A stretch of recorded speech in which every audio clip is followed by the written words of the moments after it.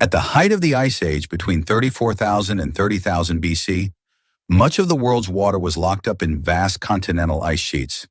As a result, the Bering Sea was hundreds of meters below its current level, and a land bridge, known as Beringia, emerged between Asia and North America.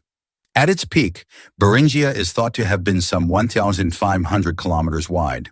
A moist and treeless tundra, it was covered with grasses and plant life, attracting the large animals that early humans hunted for their survival. The first people to reach North America almost certainly did so without knowing they had crossed into a new continent. They would have been following game, as their ancestors had for thousands of years, along the Siberian coast and then across the land bridge. Once in Alaska, it would take these first North Americans thousands of years more to work their way through the openings in great glaciers south to what is now the United States. Evidence of early life in North America continues to be found. Little of it, however, can be reliably dated before 12,000 BC.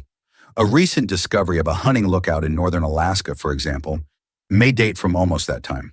So too may the finely crafted spear points and items found near Clovis, New Mexico. Similar artifacts have been found at sites throughout North and South America, indicating that life was probably already well established in much of the Western Hemisphere by some time prior to 10,000 BC. Around that time, the mammoth began to die out, and the bison took its place as a principal source of food and hides for these early North Americans. Over time, as more and more species of large game vanished, whether from overhunting or natural causes, plants, berries, and seeds became an increasingly important part of the early American diet. Gradually, foraging and the first attempts at primitive agriculture appeared. Native Americans in what is now central Mexico led the way, cultivating corn, squash, and beans, perhaps as early as 8,000 BC. Slowly, this knowledge spread northward.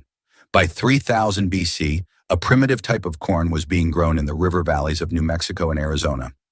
Then the first signs of irrigation began to appear, and by 300 BC, signs of early village life.